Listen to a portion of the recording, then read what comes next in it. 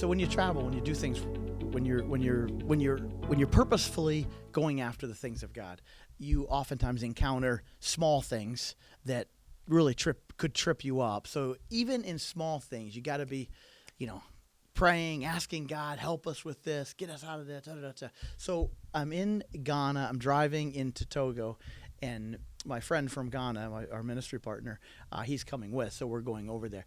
Well, he had a document that had expired, and he'd been waiting for it to come in and stuff like that. So we were meeting him at the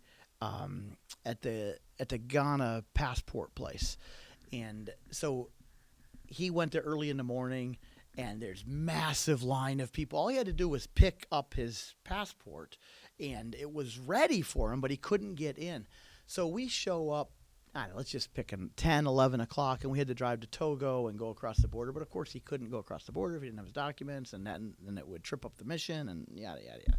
So we go there. We're waiting for him. He contacts us. He says, man, I can't get in. The guy. So he then comes out, and we're waiting outside in the car. And he says, the guy that has to sign this document is at a meeting. I can't find him. I don't know how I'm going to get out. And he's like, oh, my gosh, I'm not going to make it. We're not going to do that stuff. And I said to him jokingly, I said, well, just go barge into the meeting, get that guy to sign it, and get out of there. So we laughed about it. So he was waiting in this big room full of people, and then he left to come out and see us. So he goes back in, and he comes right back out, and he says, okay, I got it. We're going to go. I said, what happened?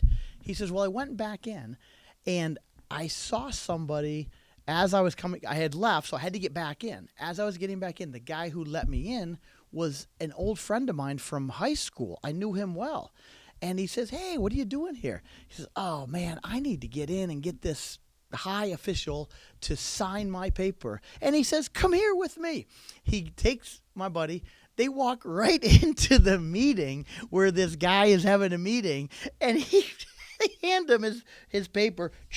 He signs it, hands it to him, and goes right back out and comes out. We go to Togo, no problem. Have a cool mission there, Ivory Coast, the whole thing.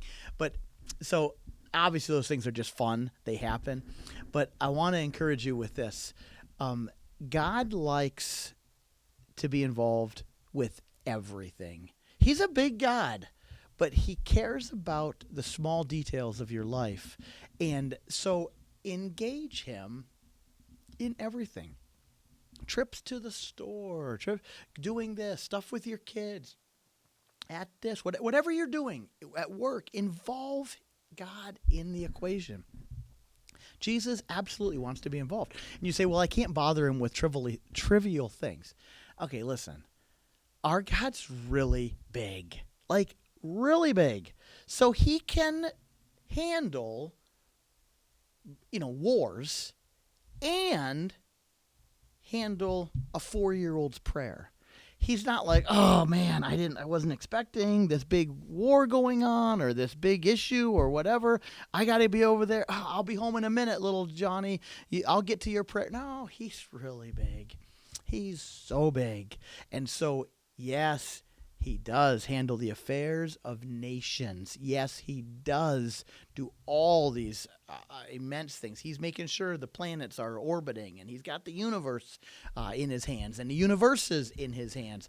But he also cares about your life, right? It says his eyes are on the sparrow, and he watches over you. So whatever you're going through today, it's not too big, and it's certainly not too small for our God to be concerned about. So just as he got us a miraculous meeting with somebody and got us on to what he was called us to next, he'll take care of you today also. So be looking for those things. Looking for him all the time. Praying and looking and watching and walking, and watch God do some great things in your life.